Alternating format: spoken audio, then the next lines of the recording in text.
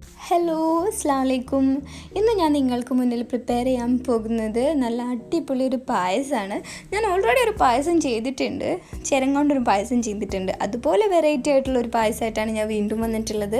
ഞാനിവിടെ ഉപയോഗിച്ചിട്ടുള്ളത് മത്തങ്ങയാണ്. മത്തങ്ങ വെച്ചിട്ട് നമുക്ക് എങ്ങനെ പായസം ഉണ്ടാക്കാമെന്നല്ല ചിന്തിക്കുന്നത്. വളരെ സിമ്പിളായിട്ട് ടേസ്റ്റി ആയിട്ട് നമുക്ക് ഈ പായസം ഉണ്ടാക്കാൻ പറ്റും. അതിന് വേണ്ട ഇൻഗ്രീഡിയൻസ് എന്തൊക്കെയാണെന്ന് നോക്കാം. ഞാനൊരു വലിയ മത്തൻ എടുത്തിട്ടുണ്ട്, പക്ഷേ അതിൻ്റെ പാതിയെ ഞാൻ എടുത്തിട്ടുള്ളൂ. അതിൻ്റെ പാതി നന്നായിട്ട് ഉള്ളിലെ കുരുവൊക്കെ കളഞ്ഞ് അത് നന്നായി സ്ലൈസ് ചെയ്ത് വെച്ചിട്ടുണ്ട്. ചെറിയ ചെറിയ കഷ്ണങ്ങളായിട്ട് സ്ലൈസ് ചെയ്ത് വെച്ചിട്ടുണ്ട്. പെട്ടെന്ന് വേവാനാണ് ഞാൻ അങ്ങനെ ചെയ്തത്. പിന്നെ ഞാൻ കുറച്ച് മമ്പയർ എടുത്തിട്ടുണ്ട്. മമ്പയർ ഉപ്പിട്ട് വേവിച്ചിട്ട് അതിൻ്റെ വെള്ളത്തോട് കൂടിയാണ് ഞാൻ എടുത്തത്. നമുക്ക് വെള്ളം ആവശ്യമുണ്ട്. ആ വെള്ളം നമുക്ക് യൂസ് ചെയ്യാൻ പറ്റും. അത് കുക്ക് ചെയ്യാൻ വേണ്ടിയിട്ട് ആ വെള്ളം യൂസ് ചെയ്യാം. പിന്നെ ഞാൻ എടുത്തിട്ടുള്ള ഒരു 2.5 അച്ച് ശർക്കരയാണ്. മധുരത്തിനനുസരിച്ച് എടുക്കാം കേട്ടോ. പിന്നെ ഞാനൊരു പാക്കറ്റ് പാലിൽ 1.5 ഗ്ലാസ് വെള്ളം ഒഴിച്ചിട്ട് അതും എടുത്തിട്ടുണ്ട്. പിന്നെ അണ്ടിപ്പരിപ്പും മുന്തിരിയും ആവശ്യത്തിന് എടുത്തിട്ടുണ്ട്.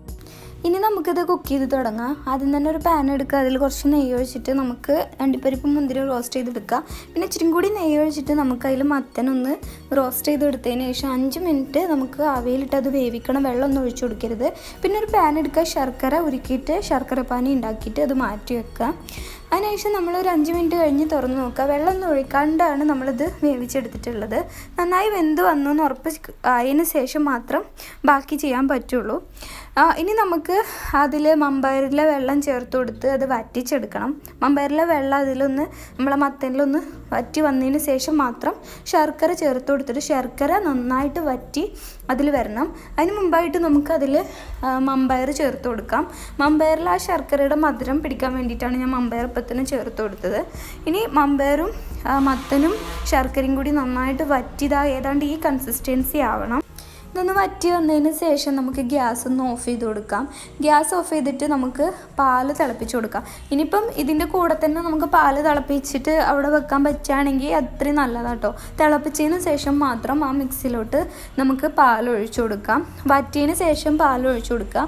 എന്നിട്ട് ഈ പാലൊന്ന് ചെറുതായിട്ട് വറ്റി വരണം. നന്നായിട്ട് ഇളക്കിയിട്ടൊന്ന് കുറുകി വരണം. കൂടുതലായിട്ട് കുറുകേണ്ട ആവശ്യമില്ല.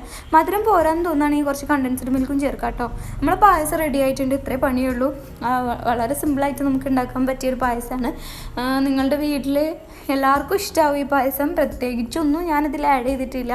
എല്ലാവരുടെയും വീട്ടിൽ അവൈലബിൾ ആയിട്ടുള്ള സാധനമാണ് ഞാനിപ്പം എടുത്തിട്ടുള്ളത്. നമ്മളിപ്പോൾ മത്തനൊക്കെ മേടിക്കുമ്പോൾ ഉപ്പേരി വെക്കാനൊക്കെ മേടിക്കുമ്പോൾ അതിലൊരു ചെറിയ കഷ്ണം എടുക്കുക. നമുക്ക് കുറച്ച് പായസം വെറൈറ്റി ആയിട്ട് വീട്ടിലെല്ലാവർക്കും വെച്ച് കൊടുത്തു കഴിഞ്ഞാൽ നല്ലതല്ലേ. നമുക്കിനി സദ്യയൊക്കെ വെക്കുകയാണെങ്കിൽ ഇത് ഒരു പ്രത്യേക ഐറ്റം പായസമായിട്ട് നമുക്ക് പ്രസൻറ്റ് ചെയ്യാനും പറ്റും.